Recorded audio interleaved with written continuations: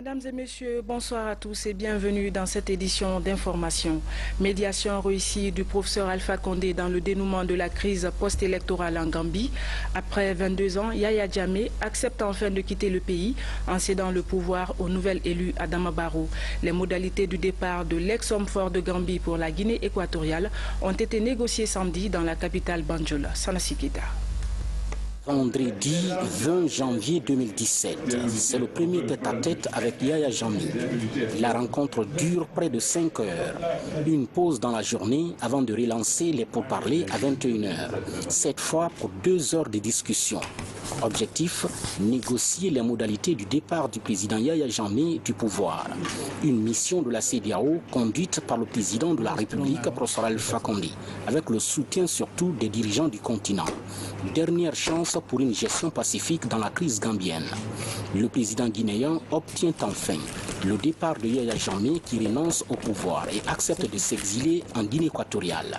En Gambie, pour le départ du président Yaya Jammeh du pouvoir au profit du nouvel élu Adama Barrow, le président de la République a toujours privilégié l'option du dialogue au détriment de l'usage de la force. Et aujourd'hui, professeur Alpha Condé est finalement parvenu à convaincre Yaya Jammeh qui a accepté de quitter le pouvoir. Une mission de la CEDEAO réussie dans un esprit de solidarité sous la conduite du professeur président Alpha Condé. It is as a result of this that I have decided today. J'ai décidé aujourd'hui, en toute conscience, de quitter le pouvoir pour préserver la paix et la stabilité en République de Gambie. Je rends grâce à Allah, à ma famille, à toutes et à tous ceux qui m'ont soutenu pendant les 22 ans que j'ai passé au pouvoir. Who have supported me for 22 years in the building of a modern Gambia.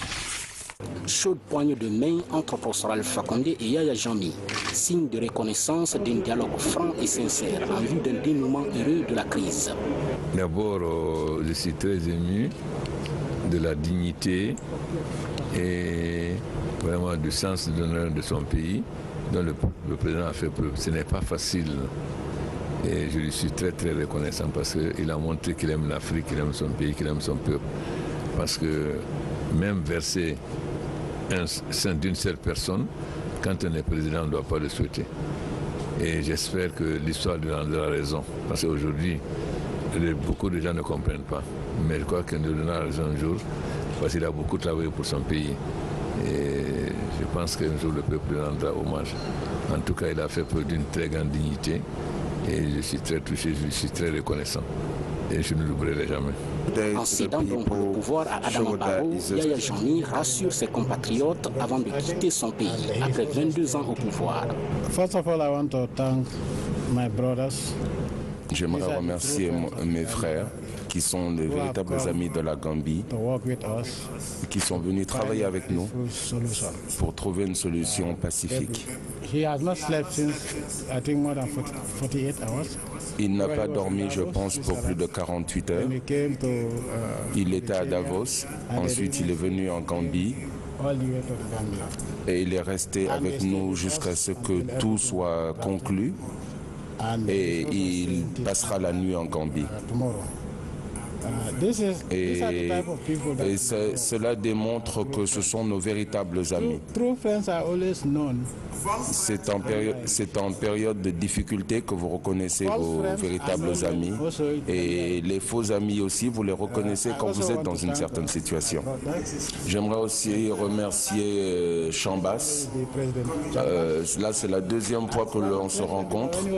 La première fois que nous devions nous rencontrer, il y a eu des manipulations parce qu'on m'a fait croire qu'il ne souhaitait pas venir, qu'il ne souhaitait pas effectuer le déplacement à Banjul, mais c'est lorsque nous avons conversé au téléphone que je me suis rendu compte de la manipulation. J'ai fait 22 ans de pouvoir et j'en suis très reconnaissant au peuple gambien et je remercie Dieu aussi de m'avoir permis de diriger ce pays pendant 22 ans. Et comme j'ai dit auparavant, Dieu vous teste de manière différente. Parfois, vous désirez quelque chose, mais qui n'est pas bon pour vous. Et parfois, vous ne souhaitez pas une chose, et cette chose, il s'avère que cette chose est très bonne pour vous. Donc Dieu vous teste de toutes les manières possibles. Et quoi que Dieu fasse, c'est bon. Dieu fait toujours ce qui est bon pour nous. Et encore une fois de plus, mon frère Alpha Condé qui est là n'a pas dormi pour venir résoudre cette situation. Il a pris tout son temps. Et pas simplement pour moi, mais il est venu pour soutenir la vérité. Si je dois être responsable pour la perte de vies humaines, alors j'abandonne. J'abandonne le recours au niveau de la justice. Et il y a eu tellement il y a eu une situation, il y a eu une psychose où les gens ont paniqué. Et je ne veux un pays que j'ai développé ce pays pendant 22 ans. Ce pays où il n'y avait absolument rien au moment où je venais au pouvoir. Donc je n'aimerais pas que cette situation perdure et qu'il y ait le chaos. Et c'est pour ça qu'aujourd'hui, je renonce au pouvoir pour éviter le bain de sang, éviter la moindre perte en vie humaine. Et le président Condé, que j'aimerais encore remercier une fois de plus parce que nous avons discuté pendant toute la crise et même avant la crise. Où qu'il soit, il m'appelle pour prendre de mes nouvelles. Où qu'il soit, il s'inquiète de la situation en Gambie. Et encore une fois, j'aimerais remercier mon grand frère. Mon frère. Merci beaucoup. C'est moi qui te remercie. Non. Tu as grandi et tu as grandi l'Afrique. Merci beaucoup. Merci beaucoup. Thank you, Mr. President. Des remerciements chaleureux qui vont dans le sens de l'instauration de la paix et de la stabilité en Gambie. Et c'est dans ce sens même que le président Alpha Condé s'est envolé ce samedi 21 janvier 2017 avec l'ancien président gambien pour Conakry, où après quelques temps d'escale, l'ex-gambien Yaya Jammeh s'est embarqué avec sa famille pour la Guinée équatoriale. La médiation a été suivie de très près à Conakry. Les citoyens saluent l'implication du chef de l'État pour une sortie de crise pacifique en Gambie. Tous parlent d'une offensive diplomatique réussie. Reportage Alia Kamara. C'est la principale information. Des photos du président Alpha Condé et du Babili Mansa.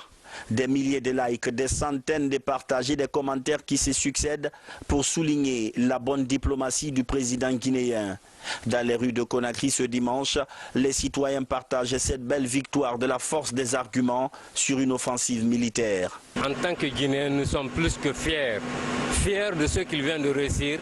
Il a rendu le Guinéen grand par le comportement pacifique, par le fait qu'il ait réussi à calmer les uns et les autres, par le fait qu'il ait sauvé des vies, des centaines de vies au niveau du pays frère, la Gambie. Le fait qu'il ait réussi à faire sortir tranquillement le président, l'ancien président Yaya Jammeh, sans qu'il ait effusion de sang, c'est quelque chose d'extraordinaire, c'est quelque chose à saluer, c'est quelque chose qui rend le Guinéen fier, content, vraiment heureux. Les péripéties et tractations menées presque sur le fil du dénouement à Banjul ont été suivies de près à Conakry. Les citoyens s'associant à cette belle offensive politique du président Alpha Condé. Il y a un homme politique qui a dit que la paix n'est pas un mot mais un comportement. Tant qu'on peut éviter la guerre, il faut l'éviter. Ça, c'est le coup de chapeau pour le professeur Alpha Condé. S'il y a affrontement, personne ne gagne. Il a fait quelque chose de très important. Toute l'Afrique va le féliciter. Altruiste, professeur Alpha Condé veut que la détente politique qui règne dans son pays ait un effet boule de neige sur toute la sous-région. Mais il a préféré rester humble et discret sur cette médiation. L'information n'est même pas sur sa page Facebook. Et il faut préciser que le départ négocié de Yaya Jammeh favorise une alternance politique en Gambie. La démocratie est ainsi sauvée dans la sous-région, les vies humaines préservées grâce à la sagesse africaine et au leadership que le chef de l'État incarne de plus en plus sur le continent. Professeur Alpha Condé, la voix africaine de l'Afrique, c'est le sens du commentaire de Kamara Boubacar. Est son terrain d'action. La patience et l'abnégation, c'est viatique. Même s'il trouve encore tout naturel ses prouesses sur le continent, les lauriers et palmes récoltés récemment sur des champs différents, les uns aussi flamboyants que les autres, fascinent. La circonspection politique du professeur Alpha Condé honore l'Afrique et atténue les chocs violents de l'histoire dans cette partie du monde. Il y a 2 mois, la Guinée-Bissau voisine est passée de l'angoisse à l'espérance sans coup férir. En Gambie, pays lové dans le ventre du Sénégal, le président guinéen vient d'éviter un bain de sang. Du tact, de l'habilité d'un vieux golden boy politique, dira-t-on. Mais en vérité, le professeur Alpha Condé aura surtout révélé à la sous-région et à l'Union africaine toute l'efficacité de nos ressorts internes pour calmer et enrayer les turbulences politiques les plus cataclysmiques. Panafricaniste assumé, le chef de l'État guinéen vient de ressusciter le rêve de la Grande Afrique que les pères fondateurs de l'OUA, maintenant UA, ont porté parfois au prix de leur vie. Que l'Afrique s'assume dans la dignité en se frayant sa voie à travers l'histoire universelle des peuples. En ces dernières décennies, l'establishment politique africain semblait hésitant, parfois déboussolé. Le professeur Alpha Condé, par une diplomatie de flèche, redore notre fierté. L'Afrique le sent et sur sa fierté. Autre aspect de l'actualité nationale, bientôt la fin du calvaire pour les populations de la région administrative de Kankan. Les centrales thermiques offertes par le chef de l'État à la localité ont été mises en service cette semaine. Cela va sans doute permettre d'améliorer la desserte en courant électrique dans la région. Reportage Nabi Kabara. L'électrification des chefs-lieux des préfectures de Kankan, Kirwani, Kouroussa et Mandiana est devenue une réalité grâce au chef de l'État, professeur Alpha Condé. Il vient d'installer dans ces communes urbaines des groupes thermiques dont les puissances varient entre 1 et 6 MW. Leur mise en service par le ministre de l'Énergie et de l'Hydraulique a fait l'objet de grandioses manifestations populaires. Nous remercions le professeur Alpha Condé pour ce cadeau de siècle qu'il vient d'offrir à la population de Mandiana. Il y a longtemps Kankan est dans l'obscurité. Si aujourd'hui toute la ville de Kankan peut recevoir de la lumière, vraiment on ne peut que dire merci au professeur. Merci d'avoir honoré ses engagements vis-à-vis de la population de Kankan. L'occasion est opportune pour remercier le gouvernement du professeur Alpha Condé pour sa politique de développement économique et social de notre chère Guinée. Son slogan fétiche, Guinée is back, est une réalité. Ces groupes thermiques viennent s'ajouter aux lampadaires solaires pour mettre un terme à l'obscurité, facteur d'insécurité. C'est pourquoi leur entretien est nécessaire, tout comme le paiement des factures d'électricité pour garantir les installations qui ont coûté très cher à l'État. Nous avons laissé une population acquise aux idéaux du président de la République, aux idéaux de progrès en marche avec le professeur Alpha Condé. Et je pense que les jours à venir, les populations de Kankan feront la démonstration qu'ils sont vraiment contents du professeur Alpha Condé pour leur avoir donné non seulement de l'électricité et toutes les routes qui sont en voie d'être développées. Et nous pensons que le président de la République mérite d'être soutenu, mérite d'être remercié. C'est la société malienne Kama qui a exécuté les travaux d'électrification des différentes villes de la région administrative de Kankan. Pour la campagne agricole 2017, l'usine d'engrais située sur le plateau de Kagbile affiche ses ambitions. Plus d'importation des sacs d'emballage, ils seront confectionnés sur place et dans 3 mois, une unité de montage de tracteurs sera installée à Conakry. Plus de détails dans ce reportage de Fodé Camara. La question du changement climatique Un frein au développement agricole qui pousse le groupe Toguna Agro-Industrie, installé en Guinée depuis une année, à mettre à la disposition des paysans des fertilisants respectueux de l'environnement, comme ici à Koba, un grand bassin de production du littoral. Notre slogan, aider la terre à nourrir les hommes. Nos fertilisants ne sont pas nuisibles. Et si je vous donne un peu l'exemple des minerais, on puise toujours des ressources du sol, on n'en apporte pas. La plante prend des nutriments du sol, alors quand les sols s'appauvrissent, il est important pour nous d'apporter des fertilisants pour pouvoir soutenir les plantes.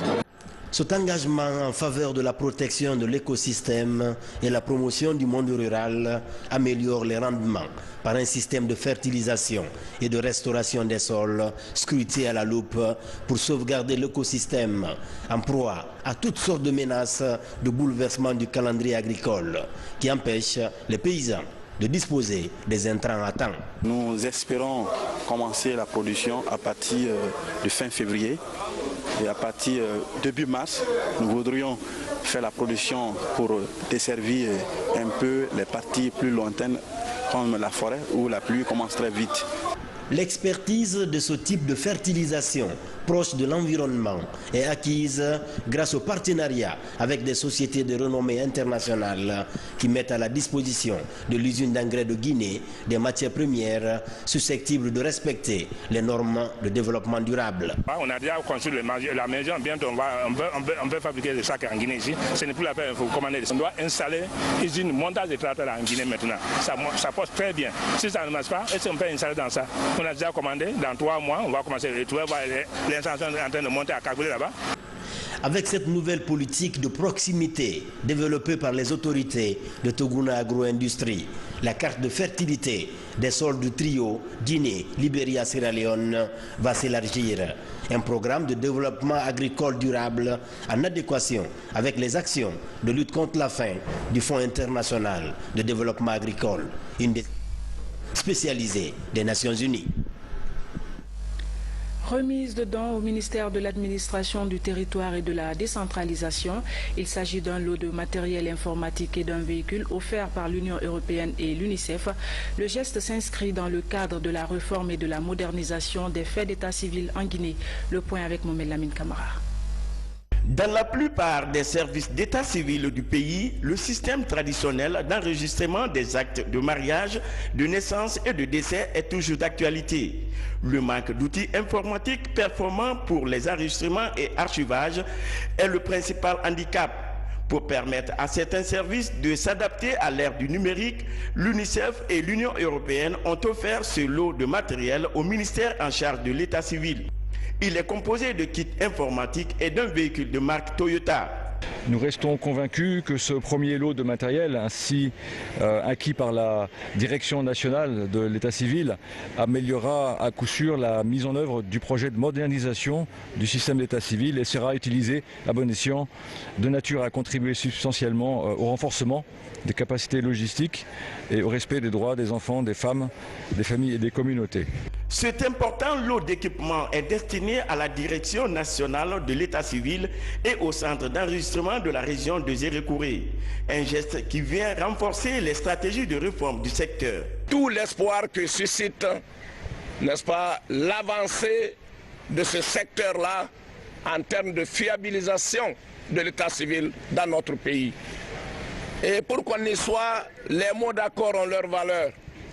Mais le déterminant pour la réussite de l'action, c'est ce que nous avons ce matin en face de nous, c'est-à-dire le matériel, c'est-à-dire les moyens. Et donc, tout ce paquet d'appareillage et ce véhicule qui va faciliter la mobilité du service de l'état civil sont déjà un pas de géant pour l'atteinte de nos objectifs. À travers son programme d'appui sectoriel à la décentralisation et à la déconcentration, l'Union européenne compte offrir dans les prochains jours 14 véhicules au ministère de l'Administration du Territoire et de la Décentralisation.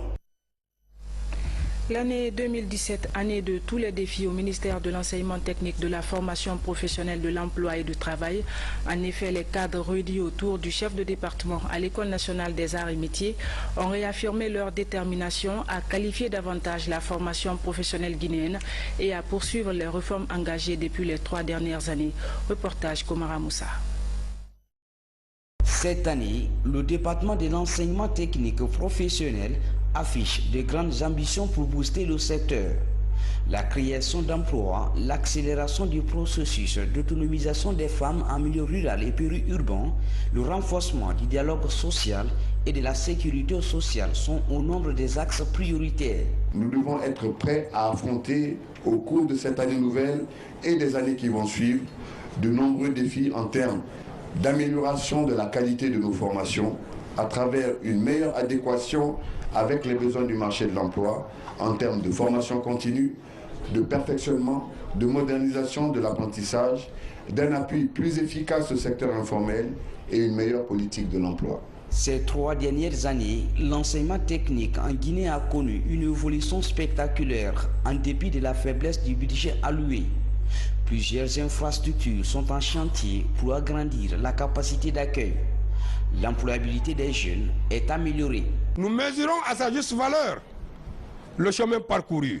Mais qu'à cela ne tienne, nous sommes obligés de dire, de rappeler que le chemin est long. Ce qui reste à faire est plus grand encore. La construction des écoles régionales des arts et métiers à Boki, l'abbé Kankan et Zérékouré va se poursuivre. Avec l'appui de la Banque islamique de développement, Dabola et Koya aussi seront dotés en écoles techniques de qualité. À présent, parlons du lancement des activités de cette ONG qui entend se battre pour l'éducation civique et la citoyenneté en Guinée. Elle affiche déjà ses objectifs à travers une conférence débat sur les attitudes et comportements à adopter en société et en milieu scolaire. Compte rendu sans Maratono. Au centre de cette rencontre, la notion de citoyenneté. Étudiants, enseignants et défenseurs des droits de l'homme échangent sur les comportements et attitudes à adopter en société, surtout en milieu scolaire. L'essentiel de la conférence, c'était de montrer aux étudiants, à tous les participants à la conférence, la nécessité d'adopter des comportements civiques viables dans notre pays, d'adopter des conduites qui soient dignes de l'État, d'un État de droit. L'initiative est de l'ONG Éducation civique Guinée. Elle vise à inciter les jeunes au respect des principes fondamentaux qui régissent la vie en société. Notre objectif est d'envoyer nos parents, nos amis, nos frères et sœurs qui sont dans les quartiers, qui sont dans les maisons, qui sont dans les écoles à changer un peu de comportement et de avoir des comportements responsables et réveiller leurs valeurs civiques et leur civisme, respecter les fondements de la République. Moi j'ai bien saisi les conseils, j'ai bien pris, je compte aussi améliorer ma façon de m'habiller, idem que faire changer la vie de mes amis en fonction de s'habiller bien, de se comporter bien en venant à l'école. Créée il y a quelques mois, l'ONG Éducation civique Guinée a pour ambition de promouvoir une bonne éducation à la base, respectueuse des valeurs républicaines. Un objectif qu'elle compte atteindre à travers la sensibilisation de tous les citoyens sur la culture des vertus citoyennes. Acte de charité du Lions Club Conakry Tarouni en faveur de la fondation Fitima, une fondation qui prend en charge les enfants victimes de handicap. L'aide devrait améliorer les conditions de vie de ces tout-petits. Tianos Mandialou. Non loin du pont Kaporo, la fondation Tierno et Mariam Fitima, l'espoir d'une vie meilleure pour de nombreux enfants et adolescents atteints de maladies rares. Du fait de leur handicap, ils ne peuvent communiquer verbalement ou se mouvoir convenablement. Dans une pièce de théâtre qu'ils proposent aux visiteurs, les enfants malades dénoncent l'exclusion dont ils sont victimes et appellent à plus d'attention à leur endroit. Ce centre qui les accueille bénéficie de l'assistance d'organisations humanitaires. Le Lions Club Tarouni, autrement dit Partage, vient ainsi offrir une enveloppe de 5 500 000 francs guinéens au centre. Si nous avons choisi le centre Fitima, c'est surtout à cause de ces enfants pour qu'eux aussi, ils puissent ne serait-ce que espérer avoir une vie normale comme tout autre enfant. À la tête de la fondation, Awa Dramé, une biochimiste qui, de retour de Paris en 2003, a décidé de créer une fondation pour aider ceux qu'elle appelle les marginalisés parmi les marginalisés. Son engagement lui a permis en 2015 d'obtenir le prix franco-allemand des droits de l'homme. Mais pour la poursuite de son œuvre, l'obtention de moyens financiers est cruciale, d'où son attachement au partenariat qui lie sa fondation au Lions Club Tarouni. Il faut des gens formés à des techniques de rééducation pour que ces enfants puissent acquérir des connaissances, puissent acquérir l'autonomie. Alors, puisque ça a un coût, n'est-ce pas? Ça a un coût. Nous sommes toujours à la recherche de subventions, d'aides, de dons, mais ça ne suffit pas. Alors nous demandons une redevance aux familles en fonction de leurs revenus. Alors il faut savoir que cette redevance ne couvre que 15% du coût réel de la prise en charge. Donc vous imaginez bien que toute mon énergie est tournée vers la recherche de fonds pour combler ce gap de 85%. Pour certains, la prise en charge peut durer des années. Une longue période de traitement où tout est mis en œuvre pour redonner le sourire aux enfants et à leurs parents. Une semaine durant, elles vont se pencher sur l'acculturation. Les sœurs supérieures sont en Guinée pour la 20e Assemblée générale de l'Union des instituts féminins autochtones de l'Afrique de l'Ouest francophone. Une rencontre qui va aussi leur permettre d'enrichir leur expérience dans la vie religieuse. Reportage Valérie Talimané. C'est une mission des sœurs de l'Afrique de l'Ouest qui séjournent en Guinée. Ses membres sont issus des différentes congrégations religieuses de l'Union des supérieurs des instituts féminins autochtones. Pendant une semaine, ces religieuses vont tenter de résoudre la problématique de l'inculturation et du prophétisme religieux. Le thème de cette rencontre est intitulé « Inculturation et prophétisme de la vie consacrée en Afrique ».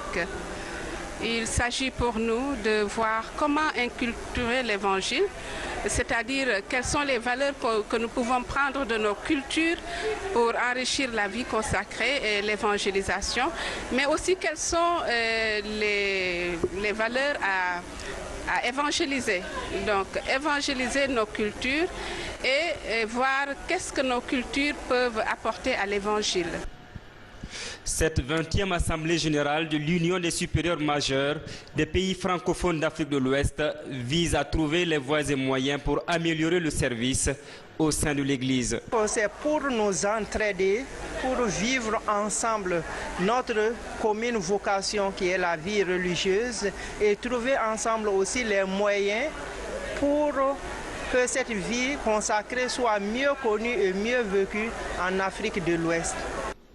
Président la cérémonie d'ouverture des travaux, l'archevêque de Conakry a lancé un appel, celui d'accompagner les vocations religieuses et sacerdotales en vue d'élargir l'évangile dans le monde. Mon appel pressant, c'est que nous aussi, nous puissions être vigilants, nous puissions être attentifs pour entendre Dieu qui nous appelle et que nous prions aussi pour que Dieu nous donne la force de faire le travail qu'il attend de nous pour que la Guinée se développe davantage. Cet organisme ecclésial de droit pontifical tient son assemblée générale tous les 2 ans. Cette rencontre internationale devrait permettre aux participantes d'enrichir leur expérience en matière de vie religieuse. Cérémonie de Fidaou dans la ville de Kindia, une rencontre annuelle qui réunit tous les fils de la localité. Il est question de faire des prières pour le renforcement de la paix et de la cohésion sociale en Guinée. Maurice Sidibé, Makemedouzo. C'est désormais une tradition pour la ville de Kindia. Chaque année, dans la cité de Mangakindi Kamara, plusieurs centaines de fidèles musulmans prennent d'assaut la grande mosquée de la banlieue. Cette rencontre religieuse, appelée Fidaou, est mise à profil pour implorer la grâce divine en faveur des préoccupations des uns et des autres. On est venu chercher le doigt pour nos enfants et pour nous-mêmes et pour nos morts qui est passé, pour que Dieu nous donne beaucoup de bonheur et beaucoup de santé et beaucoup d'avenir et les autres aussi. Cette cérémonie religieuse a connu la présence de plusieurs personnalités, dont la coordinatrice nationale du RPG Arc-en-Ciel. Tout au long de ce FIDAO, des prières et bénédictions ont été faites pour renforcer la paix, l'unité nationale et la quiétude sociale à travers tout le pays. Sans la paix, rien n'est possible. C'est pourquoi nous remercions le professeur Alpha Condé à travers son ministre des Transports qui a apporté son soutien à la réussite de cette cérémonie. Les lectures de Coran que nous sommes en train de faire là, ça amène la paix, la quiétude sociale et c'est une chose vraiment qu'il faut continuer. Nous avons fait les bénédictions pour le président, pour le pays et tous les Guinéens. Vraiment, je les remercie beaucoup. Ce rendez-vous religieux est initié par les sages et notables de la banlieue de Kindia. Une manière pour eux de promouvoir le rayonnement de l'islam. Sport foot, la poursuite au Gabon de la 31e édition de la Coupe d'Afrique des Nations Totale. On jouait ce dimanche la 3e journée dans le groupe A. Le Cameroun et le Gabon se sont neutralisés 0-0 à Libreville. Et au même moment, à Franceville, le Burkina Faso a dominé la Guinée-Bissau 2-0. Reportage d'Aoudaba. Avec 2 nuls contre la Guinée-Bissau, un but partout, puis face au Burkina Faso, un match nul ouvert, un but partout, le Gabon doit absolument s'imposer à domicile pour être assuré d'éviter une élimination dans le premier tour. Invaincu dans le groupe A avec une victoire et un nul, le Cameroun a besoin d'un nul pour rejoindre le Sénégal et le Ghana déjà qualifiés pour les quarts de finale. Malgré les velléités offensives et des occasions de but ratées, le Gabon est éliminé par ce match nul fermé 0-0 face au Cameroun qui se qualifie de justesse. Le Cameroun jouera contre le Sénégal au quart de finale le 28 janvier au stade de Franceville. Le Burkina Faso s'est imposé face à la Guinée-Bissau grâce à un but de Nakoulma à la 11e minute suite à une mésentente de la défense des Bissau-Guinéens. Le Burkina Faso entame parfaitement ce match, il maîtrise son sujet et se met à construire des occasions sans empressement. Bertrand Traoré, qui avait la même occasion qu'en première période, concrétise celle-ci en ouvrant bien son pied suite à la déviation de Bans en aggravant ce score à 2-0 à la 58e minute pour les pays des hommes intègres. Le Burkina Faso est attendu le 28 janvier au stade de l'Amitié face au deuxième du groupe B au quart de finale de cette CAN Gabon 2017. Et puis, page noire, la Guinée vient de perdre l'un de ses fils ce dimanche en la personne de Édouard Benjamin, ancien ministre du Plan et de la Coopération internationale, ancien ministre de l'Économie et des Finances pendant la Deuxième République. Édouard Benjamin a occupé aussi les fonctions de chef de cabinet de l'OUA et de secrétaire exécutif de la CEDEAO. L'homme a eu un parcours brillant. Il a servi son pays avec amour et patriotisme. Il est décédé à Washington. Il laisse une veuve et 4 enfants. Que son âme repose en paix. Amen. Et puis la présidence de la République a la profonde douleur d'annoncer au peuple de Guinée le décès du docteur Alpha Ibrahima Nabé, directeur général du service national d'approvisionnement des points d'eau SNAP. Décès survenu à Paris ce jour, dimanche 22 janvier 2017, des suites de maladie. En cette douloureuse circonstance, le président de la République adresse ses sincères condoléances à la famille éplorée ainsi que celle du peuple et du gouvernement guinéen. Que l'âme du docteur Alpha Ibrahima Nabé repose en paix. Amen. Ainsi va la vie. Primaire du Parti socialiste en France, plus d'1,5 million de participation au premier tour. Benoît Hamon et Manuel Valls sont qualifiés pour le second tour attendu dimanche prochain. Voilà, mesdames et messieurs, c'est la fin de cette édition. Merci de votre aimable attention. Bonsoir et à très bientôt.